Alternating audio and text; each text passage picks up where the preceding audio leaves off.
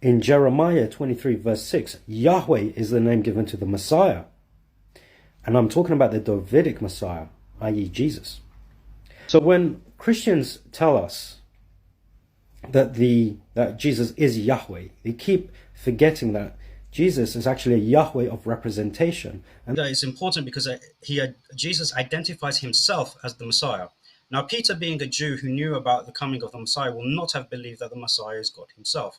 This is why Daniel will be unable to produce any passages from the Old Testament to prophesy or speak of the Davidic Messiah as Yahweh himself, and that is for him to answer in his rebuttal. Rather surprised, but my opponent asked me where in the Old Testament it said that the Messiah will be Jehovah.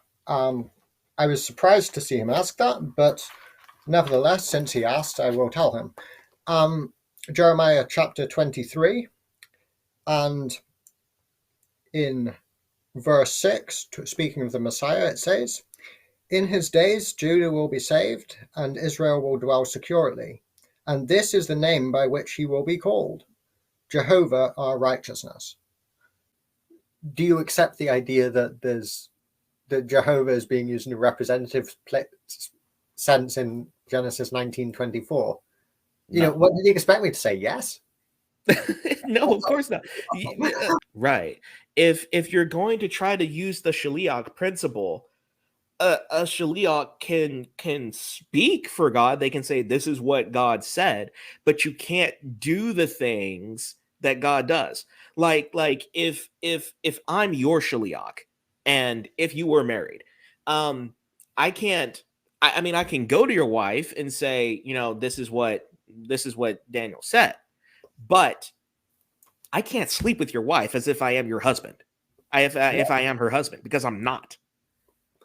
I'm not only that, but this whole thing is massively overplayed.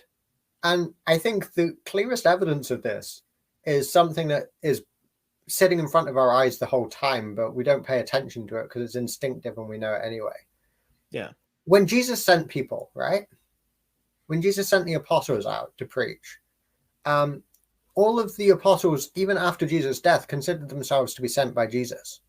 Mm-hmm. People call them Jesus? No. Ever? No, not once. The very suggestion of it is absurd, right? They don't. There's a clear distinction between them. Yes, they speak for Jesus on his authority. He who hears you hears me.